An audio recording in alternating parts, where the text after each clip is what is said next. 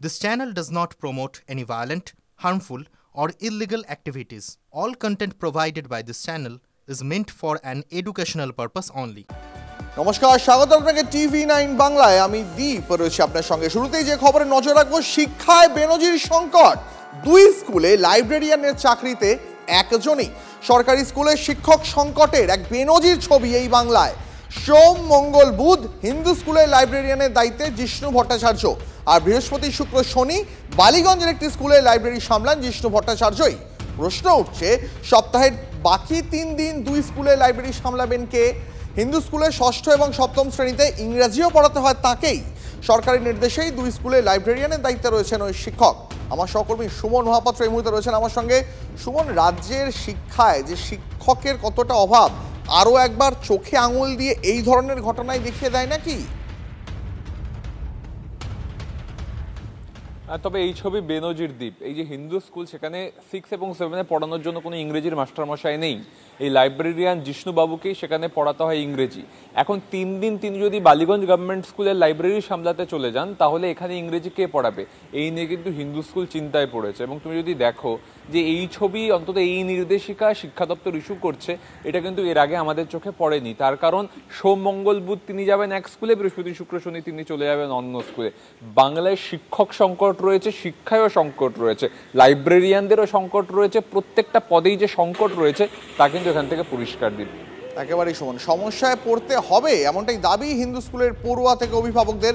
এভাবে চলতে পারে না বলছে প্রধান শিক্ষক সংগঠন। সব স্কুলেই লাইব্রেরি চালাতে হবে, অন্য কোনো উপায় নেই বলছে শিক্ষা দফতর।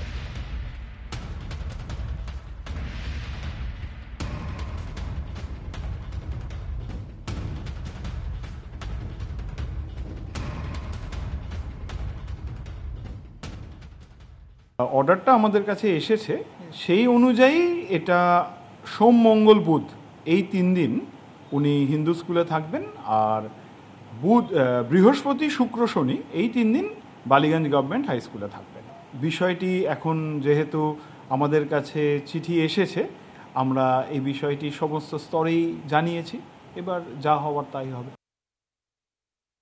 এভাবে স্টপ গ্যাপার দিয়ে কখনোই পূর্ণাঙ্গ স্কুল চলার ক্ষেত্রে পঠন পাঠনের সুবিধার জন্য আমরা রাগ করতে পারি না, ব্যবস্থা হয় না। লাইব্রেরি বইয়ের জন্য গ্র্যান্ট আসছে, কিন্তু লাইব্রেরির যে ফার্নিচারের জন্য গ্র্যান্ট, লাইব্রেরির জন্য দেখভাল করার জন্য যে একজন লাইব্রেরিয়ান লাগে, সেই পোস্টগুলো নেই।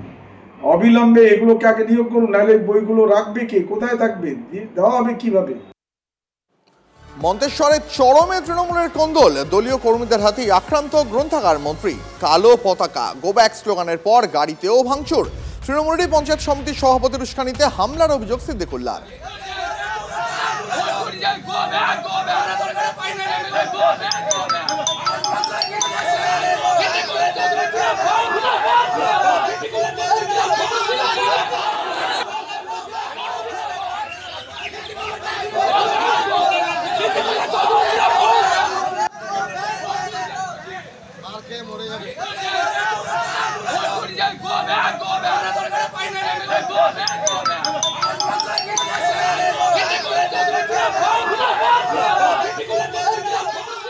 এই মুহূর্তে সেই ছবি দেখাচ্ছি আপনাদের। মন্তেশ্বরে চরমে তৃণমূলের কোন্দল। দলীয় কর্মীদের হাতে আক্রান্ত হতে হলো রাজ্যের গ্রন্থাগার মন্ত্রীকে। কালো পতাকা, গো ব্যাক স্লোগানের পাশাপাশি তার গাড়িতেও ভাঙচুর হয়েছে, এমনটাই অভিযোগ। তৃণমূলেরই পঞ্চায়েত সমিতির সভাপতির উস্কানিতে হামলা হয়েছে, অভিযোগ করছেন সিদ্দিকুল্লাহ চৌধুরী। সেই ছবি দেখাচ্ছি আপনাদের। একদিকে মন্ত্রী সিদ্দিকুল্লাহ চৌধুরী, তার ভাঙা গাড়ির ছবি দেখাচ্ছি, অন্যদিকে দেখাচ্ছি দলীয় কর্মীদের হাতে আক্রান্ত গ্রন্থাগার মন্ত্রী, তাকে কালো পতাকা এবং গো ব্যাক স্লোগান দেওয়া হয়।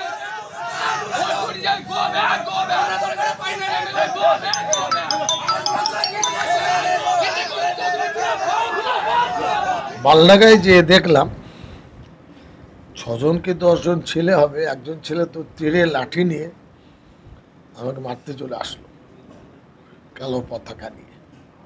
আমার সিকিউরিটি আপেল সে তাকে বললো এখানে কি।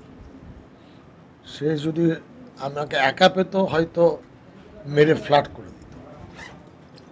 যাই হোক, তারপরে দেখছি তার পিছনে আরও ছেলে।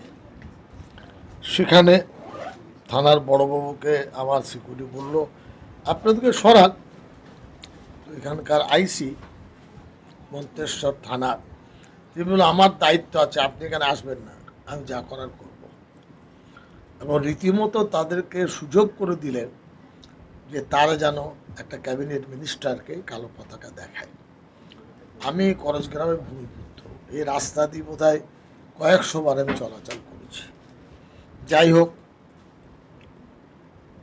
ওদের ক্ষান্ত হয়ে চলে যাবার কথা, কিন্তু আমি দেখলাম মমতা ব্যানার্জি জিন্দাবাদ, অভিষেক ব্যানার্জি জিন্দাবাদ, দলীয় পতাকা নিয়ে যারা স্লোগান দিচ্ছিলেন, থানার বড়বাবু তাদের গেঞ্জি ধরে কলার ধরে ধাক্কা দিয়ে বলছেন তোমার পিছনে যাও। আর যারা পতাকা ধরেছিল কালো, তাদেরকে তিনি গার্ড করে সেই সুযোগটা করে দিলেন। কার নেতৃত্বে হয়েছে বলছেন? বলি এটা হলো, এটা 100% আহমদ শেখ আছে।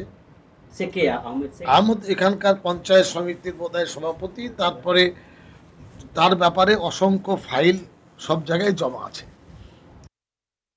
আমাদের এখানে যে তোলাবাজ, ধান্দাবাজ, চিটিংবাজ মন্ত্রী আছে, শুধুমাত্র তোলা ছাড়া কিছু বোঝে না।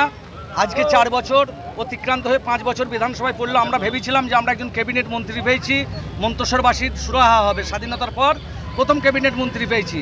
কিন্তু আমরা কি দেখলাম, এলাকার মানুষ বঞ্চিত হয়েছে, তাই এলাকার মানুষ আজ বিক্ষোভ দেখাইছে। আজকে পরিযায়ী শ্রমিকের মতো তিনি এসছেন, কিছু তোলাবাজকে নিয়ে, কিছু গুন্ডাকে নিয়ে।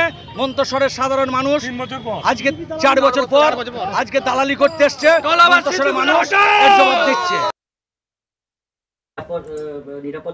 আমি বলি, নিরাপত্তার জন্য সরকার সিকিউরিটি দিয়েছে, নিরাপত্তার দায়িত্ব হলো পুলিশের। পুলিশের একটা সেকশন আইবির কাজ করে, যে কোথায় কে আছে না আছে, কি করে, সমস্ত তো আইসি জানা। নাটকটা তিনি করেছেন, এবং এরকম অপদার্থ পুলিশ অফিসার দেখিনি। এবং যারা করেছে তারা ভাবছে জিতে গেছি। আমার ধারণা হচ্ছে যে 14 বছরের ক্যাবিনেট মন্ত্রিসভায় পুরো ক্যাবিনেট মন্ত্রী এইভাবে আঘাতপ্রাপ্ত হননি। এটা প্রচণ্ড দুঃখের, বেদনা। আমি যেখানে জানাবার সেখানে জানিয়েছি। অত্যন্ত খারাপ ঘটনা, কারণ তিনি রাজ্যের একজন মন্ত্রী। কোথাও কাউরির যদি কোনো সমস্যা থাকে তাহলে দলীয় স্তরে সেটা আলোচনা করার পরিসর আছে। কিন্তু যেটা বারবার আমি আপনাদের চ্যানেলে বলি, যে কেউ তৃণমূল পরিচয় দিয়ে এই ঘটনা ঘটাচ্ছে, এরকম নয় তো যে রাজনৈতিকভাবে অশান্ত করার জন্য বাংলাকে এরকম বাতাবরণ তৈরি করার চেষ্টা করা হচ্ছে। আমি পুলিশ প্রশাসনের কাছে অনুরোধ জানাবো, যারা এর পিছনে আছে তাদেরকে চিহ্নিত করে আইনের আওতায় আনা হোক।